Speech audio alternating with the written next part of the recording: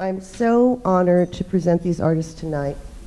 And we're going to start with Jewelle Gomez. Let me just read you a little bit about her. Jewelle Gomez is the author of 7 books, including the double Lambda Literary Award-winning lesbian vampire novel, The Gilder Stories. Woo-hoo! Other publications include 3 collections of poetry, The Lipstick Papers, Flamingos and Bears, and Oral Tradition, 43 Septembers, and a collection of short fiction, Don't Explain. Her play, Bones and Ash, adapted from the novel, was commissioned and performed by Urban Bushwoman Company in 13 U.S. cities, and it was a fantastic production. Waiting for Giovanni, her play about James Baldwin, is part of a cycle entitled Words and Music, which explores turning points in the lives of African-American artists in the first part of the 20th century. Jewelle was, I just had to add this, but because this will give you a little historical context of how important Jewelle Gomez is. Jewelle was on the founding board of the Gay and Lesbian Alliance Against Defamation, GLAAD, and was an original member of the boards of the Estrella Foundation and Open Meadows Foundation. She is the president of the San Francisco Public Library Commission. And I am so honored to welcome you tonight, Jewelle. Let's have a round. Thank you to NYU for having this family reunion for all of us. It's fabulous. Yes, I was a New Yorker for 22 years. So, you know, it's still in there. Still in there. And I worked in theater for about 15 of those years. So I feel really lucky to be back here to read some of my things and to talk a little bit. I want to, and I do have a little stopwatch here, it's kind of my version of the hook. I wanted to talk a little bit and read a little bit of my stuff and read from a paper that I'm actually doing. I belong to, as does Cheryl Clark, to a working group down at Emory. And we've been looking at the parallels and the divergences between the Black movements and the queer movements. So, and I don't think that's actually been done that openly until recently, and we're also organizing for a conference in the spring called Whose Beloved Family. So, the title of my paper sort of is the title of this talk, and it's taken from the lines in a poem by Cheryl Clark from her collection Living as a Lesbian. And the poem is called Living as a Lesbian Underground, a Futuristic Fantasy. And in it, Clark postulates lesbian feminists in the future escaping from rapists, much like slaves escaped enslavements. And I think she uses that image of escape deliberately. I think it's very apt. So just this particular line I'll read. This refrain, so don't be taken in your sleep now, call your assailants name now, leave signs of struggle, leave signs of triumph, and leave signs.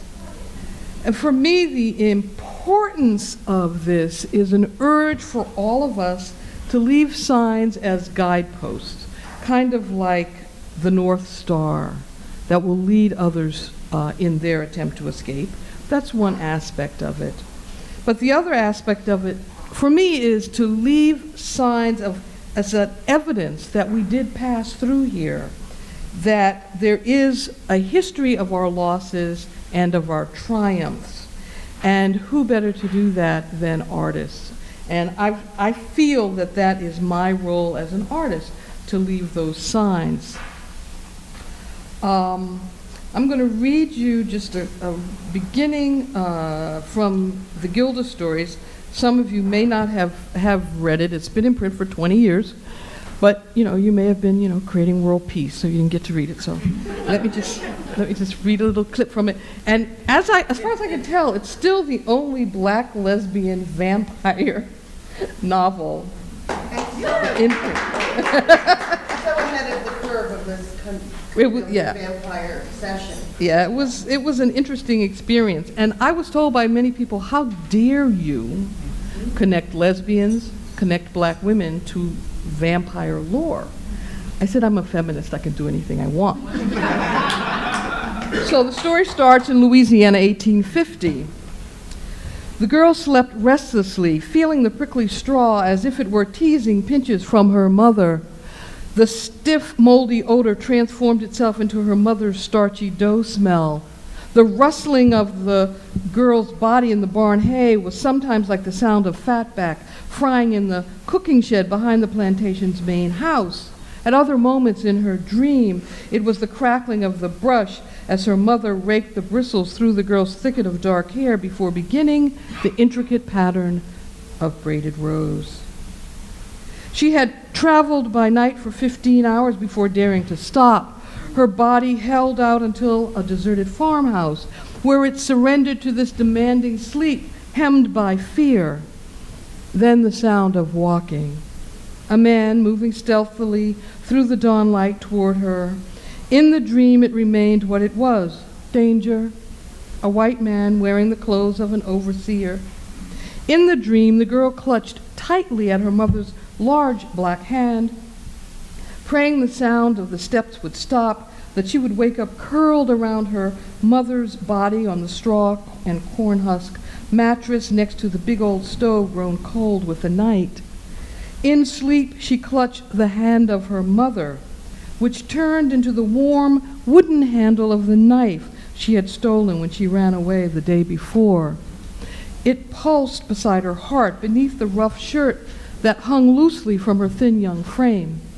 The knife, crushed into the cotton folds near her breast, was invisible to the red-faced man who stood laughing over her, pulling her by one leg from beneath the pile of hay. Gilda tried to remember some of the stories that her mother, now dead, had pieced together from many different languages to describe the journey to this land. She tried to remember what her mother had said about the world as it had lived before this time, but could not. She looked up at the beast from this other land as he dragged her by her leg from the concealing straw. His face lost the laugh that had splitted and became creased with lust. He became thick with anticipation of her submission to him, his head swelling with the power as he thought of invading her.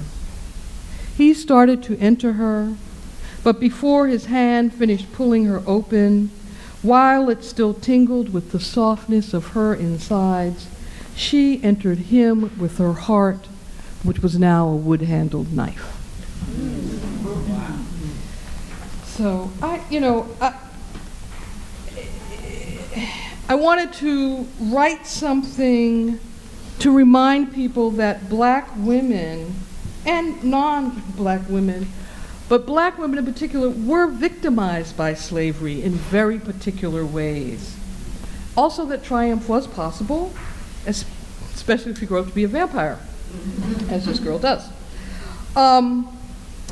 There's a quote in my paper. This is my paper. I'm not going to read it, I assure you. Don't get nervous. There's a quote in here. The World Economic Forum published an online report in 2012, which stated, "From visual arts to literature and music to dramatic performance, the arts exert a powerful influence on societal development. Artists often challenge commonly held perspectives with innovative thinking. They raise awareness about social issues, break down barriers to cross-cultural understanding and global dialogue, and inspire creative ideas. Artists worldwide are important agents of change." And I have felt, since I grew up in the 1960s and came of age during the civil rights movement and the 1970s and 80s, during the lesbian feminist movement, I've always seen my art as part of my activism as a natural outgrowth of it. It's never felt like a surprise. And how artists become agents of change, especially queer artists of color, can take many, many forms. I see my aspect as an artist. I see my life as an artist having three different aspects. One is to clarify, the next is to humanize, and the third is to unify. And I believe that these are gifts that any artist can bring to the world. Clarifying, I think sometimes there are these aha moments that we have, either as individuals or as artists, where we understand, oh right, I'm connected to this and I need to do something. I had an aha moment at the Wow Cafe. The first time I came in there, I don't know if you remember this, Peggy. Well, I mean, aside from the fact that Peggy's incredibly handsome, the other aha moment part was, as I watched this performance, I thought, oh my goodness, there is a group of white women who know what's going on in the world, take no prisoners, and will do their work no matter what. And I walked out, and Peggy was holding the bucket for people to donate, and I had a $10 bill left in my pocket, and I gave that $10 bill. And I was so proud because, I don't know how I ended up there. I knew I was alone, so I know it probably took a lot for me to go there by myself, but it changed my life. I saw theater as a part of my life. I saw sisterhood with other women in a different way. So I think we go through our lives, and if we're open to those moments that clarify things for us, we can then clarify them for other people. Marvin Gaye had an aha moment. I don't know what it was exactly, but there was a moment in which he realized African American people needed to understand the ecology, we're part of it. If the earth goes down in flames, we're going with it. It doesn't matter that we're black. He realized that, however he came to that. He realized that war was a really bad thing, and that if he did not say it out loud, there were very few black people that were going to say it out loud. So he decided to write a song, What's Going On? And Berry Gordy, the owner of Motown, said that was ridiculous. So he produced it himself. That was a moment in which he got to make connections for people, to clarify an understanding of political reality for people. I'll never forget a moment in the Flamboyant Ladies Salon in Brooklyn with Gwen and Alexis. I'm so glad all of y'all are here. I wrote this, I didn't know you were gonna be here, but this is really cool. I love to say thank you to people who have meant a lot to me. So, we'd go to these salons in Brooklyn, and there would be different artists performing, drumming, dancing, reading. First place I read from the Guild of Stories was there. First place I ever met June Jordan was there. And she read this poem about Vieques. And you could feel the group of women there, mostly women, totally freak out because it had never, occurred to them. Of course, they knew Puerto Rican women, but they didn't think about, well, what happens in Puerto Rico might be our responsibility. That the U.S. is a colonizer, and we might be able to do something about it. So she read this poem that, I'm gonna just read these lines because I was aghast with a big aha about my relationship to the U.S. military and what I condoned in my silence. So the lines from her poem: if you were in paradise, would you expect to find the U.S. Navy and the Marines bombing the hell out of the land, mining the waters, and throwing indigenous birds and indigenous trees into extinction? The bald reality of that was so shocking to me. It set me on another kind of path. And in fact, June Jordan's the first person who said to me, Jewel, I've been to some of your readings and you've never written any poems about Vietnam. I said, I guess I'll go home now, June, and get busy, because, what are you going to say to June Jordan? Sorry, no. So, but that question that June asked in that poem clarified for me the connection between women struggling for our liberation and the obliteration of the homes of Puerto Rican families. For many years as a young writer, I struggled trying to figure out what I was going to write about. I mean, I could write about the big global things as I became more aware, but what was I going to write about myself that would be of interest to anyone? And it was only when I saw, and I get to say this out loud, Entezake Shange's For Colored Girls Who Have Considered Suicide When the Rainbow Is Enough with the magnificent Lori Carlos, that I learned I could write about women. I could write about myself. Her portrayal of the significance of the experience of black women and independent women immediately made writing possible for me. It was like I turned a corner once I sat in that audience. There were these lines in this poem that kind of personified what I thought had been blocking me. Somebody almost walk off with all of my stuff. Why don't you find your own things and leave this package of me for my destiny? And deep inside, I felt that that package of me was being held hostage by the sexism in the black movement and the racism in the queer movement, and there were very few places for the images that I carried around inside of me. But seeing work like that clarified the importance and value of what I had to say. And I saw that as my role as an artist to help clarify for other people. The other thing I think artists do is humanize. There's something about not knowing each other that is very frightening. We can't imagine other people either just like ourselves or that they're different, but different isn't bad. So I think humanizing each other is one of the things that artists can do.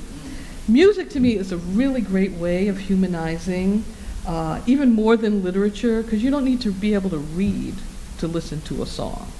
You don't need to care about the words even to have the music transform you. And I think music often gets short shrift when we talk about our cultural work and our cultural workers. There is something about rhythm and tone that can engage on an emotional level that's even more likely to do than words.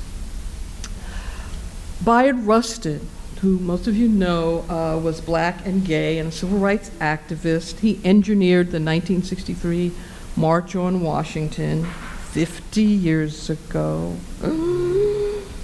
I know, it's a little scary. He was also a singer. He helped put himself through college by singing.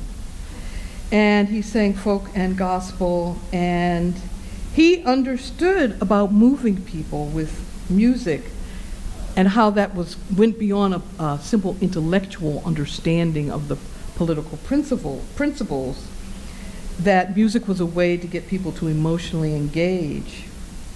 And often in the 50s and 60s, when he would give political speeches, he would end his speech by singing. And he understood that connection between having told you people are trying to kill you, and then listening to a song about your own survival was a different way to move you to stand up and act.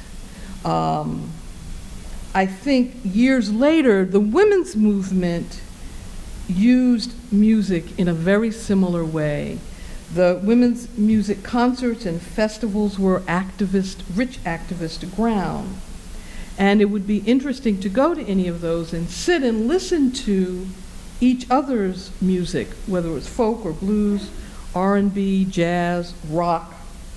Everyone from Holly Near to Linda Tillery to Toshi Reagan, it was the most broad spectrum of music. I mean, it's not like you would ever pay to go to a club to listen to all these different kinds of music. But if you went to a concert to be with women in a festival, sun, rain, whatever, people danced and were part of a community that appreciated the music. A concert by Sweet Honey and the Rock was as much an education about working conditions for minors or the victimization of girls as it was an evening's entertainment. I think, and this is for somebody else to do their PhD, music in the queer community has really not been acknowledged as clearly, I think, as it could be. Music in the queer community, music in the Black civil rights community was a very intrinsic part, and I think people expected it to be. In the queer community, mostly we associated the music with, Broadway musicals, and didn't really think how we used music to bring us together. I'm going to say this word now. Feel free to get the laughter out first. Disco. When you look back at the disco scene, I think you start to see a different way that music functioned. And I'm going to describe my first visit to the garage. I'm just saying. And I actually do remember it, which is hard to believe.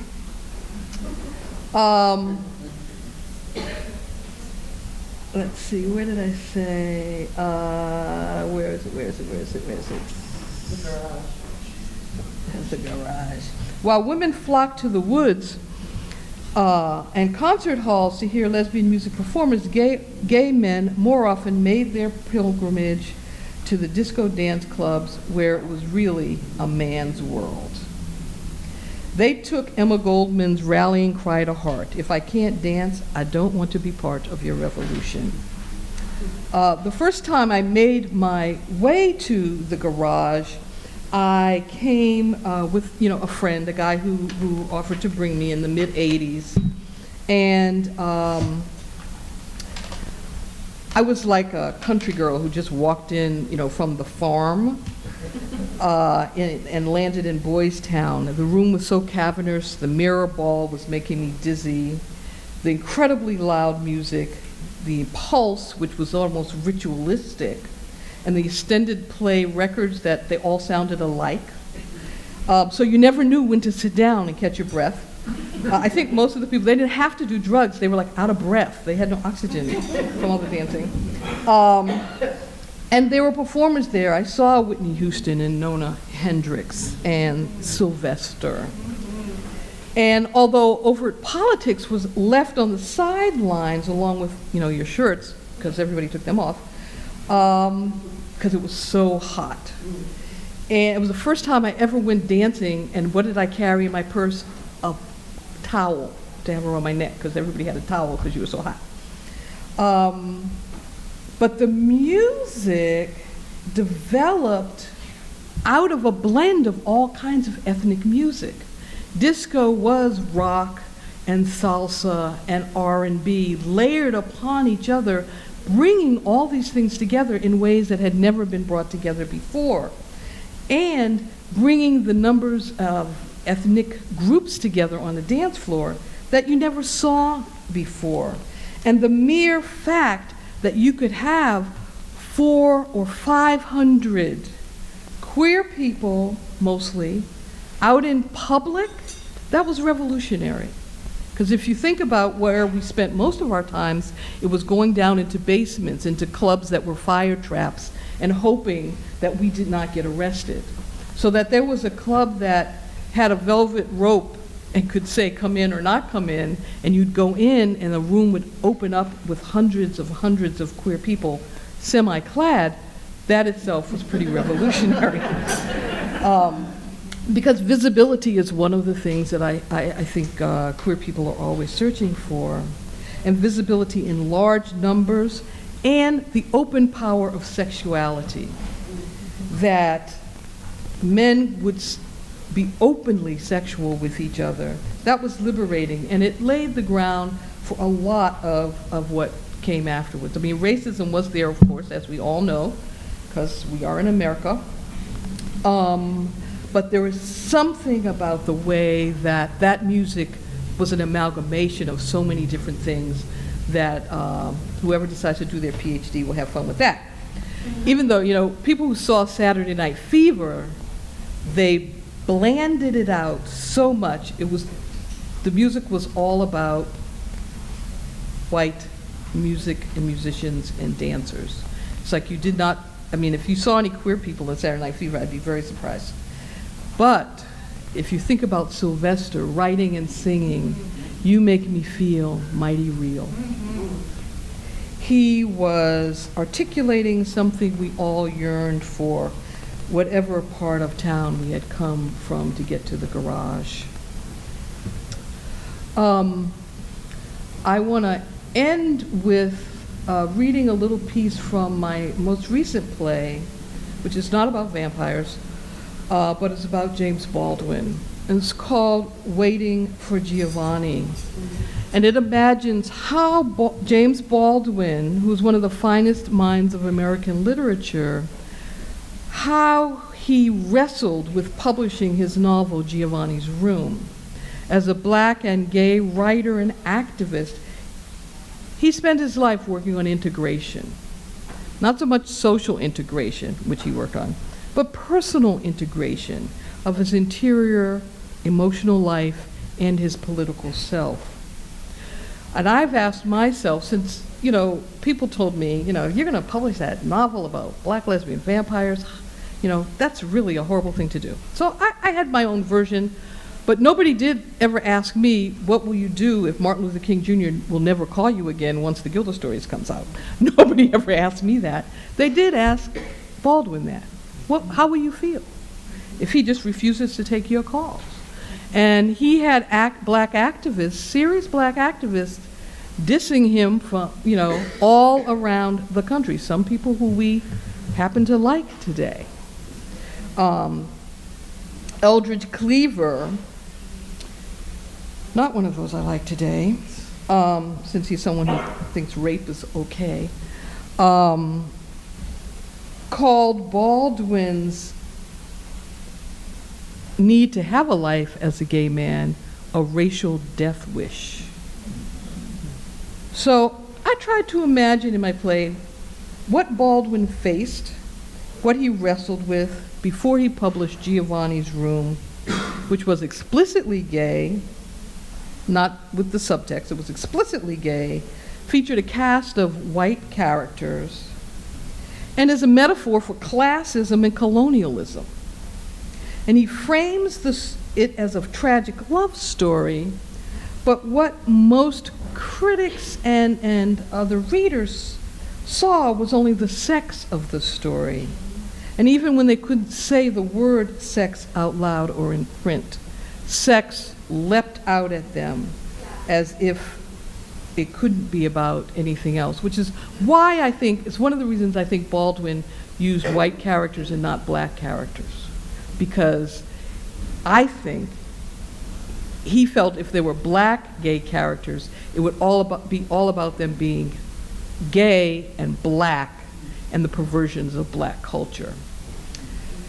And in my play, the professional confusion that Baldwin faces spills over into his relationship with Luke, out of which comes this monologue near the end of the play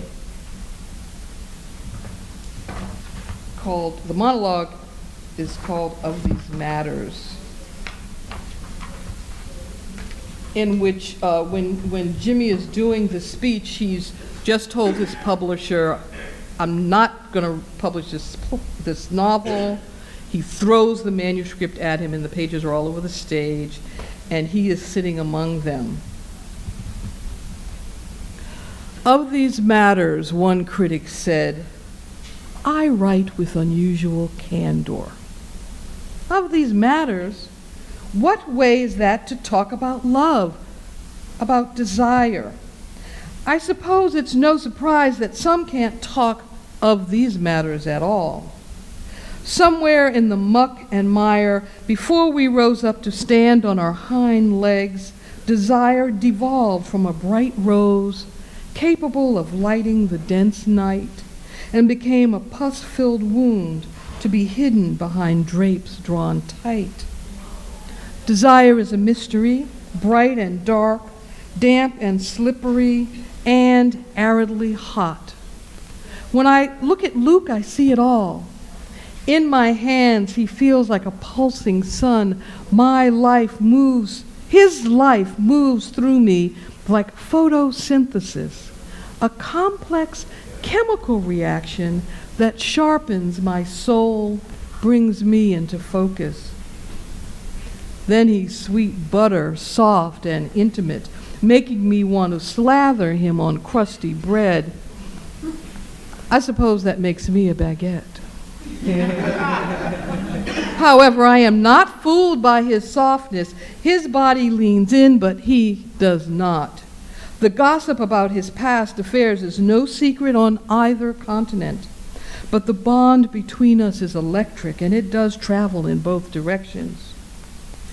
I am puzzled why my brothers insist on their right to stifle this uncountable treasure. I can't be sure if it's simply that they must protest in that Shakespearean way too much. Or have their senses been perverted by the way their manhood was brutalized? Slavery, Jim Crow, night shift jobs. But haven't I too been beside them? Apparently not. I must have missed that century and arrived a fully formed flower of desire, disconnected from their struggle, disconnected from my manhood, if they are to be believed. I have been too afraid to write of these matters, but I did. I needed to write it. But publication? Why should I care if it ever sees the light of day? Whether Richard Wright or the New York Times approve or not, the beautiful men I drink with in bars and cafes will always be there. I need them.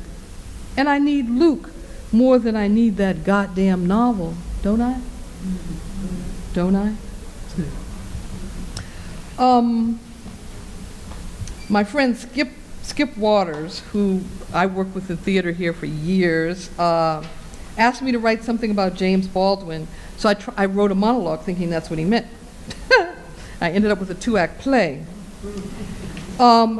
You all know what happens in the end. The play has been in print his novel has been in print for 50 years, more than 50 years.